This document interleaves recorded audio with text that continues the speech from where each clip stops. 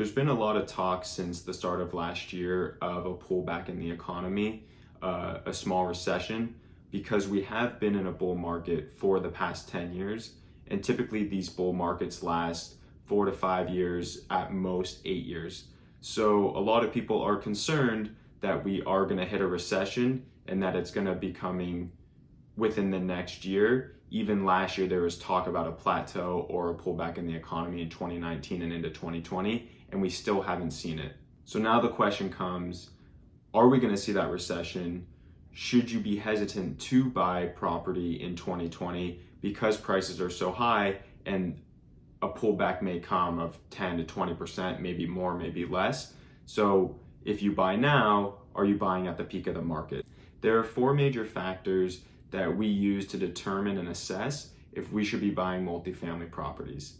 And so the first one is interest rates. We look at where interest rates are currently and how does that reflect the pricing. So the lower that the interest rates are, the lower your loan payment is, which means at a certain price, you can still make the same cash on cash or more cash on cash because you're giving less to the bank. Your loan payment is lower. And currently, interest rates are in the 3 to 4% range, depending on the type of loan you get and who you go to. So interest rates are extremely low. They're down a full basis point from about 4.5% to 3.5% since last year. The second factor that we use is rental demand. And what this is a percentage of the population, the number of people who are looking to rent apartments. And CNBC wrote a great article in 2019 where they found that the demand for rentals is up 11% year over year.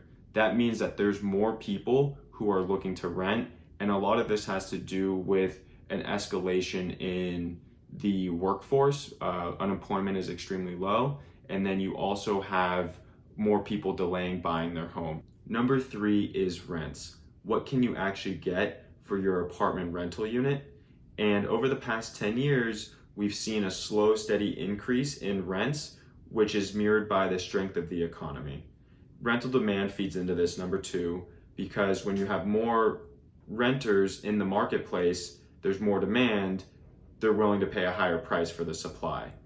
And with unemployment being so low here in California, it's only 4%, people have good jobs, well-paying jobs, so they can afford the rents and they're willing to pay more for well-located assets that are close to nightlife, close to restaurants, close to work, and fixed up apartments, renovated apartments where they increase their quality of life. They want to live in a nicer apartment building. So what we've seen is rents being stable, strong, and an increase in the price that people are willing to pay. And the fourth factor is transaction volume and pricing.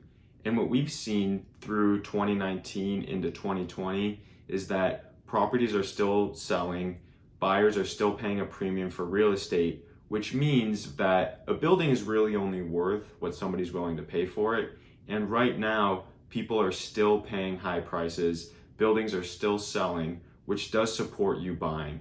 If nothing was selling and nothing was trading, then that would mean something's going on in the market. The market is shifting, but there's still strength in transaction volume of buildings being sold and the prices that they're being sold for. So we are still buying in today's market, and this is supported by our 4 major factors, which are number 1, interest rates, number 2, rental demand, number 3, rents, and number 4, transactions. So interest rates are low.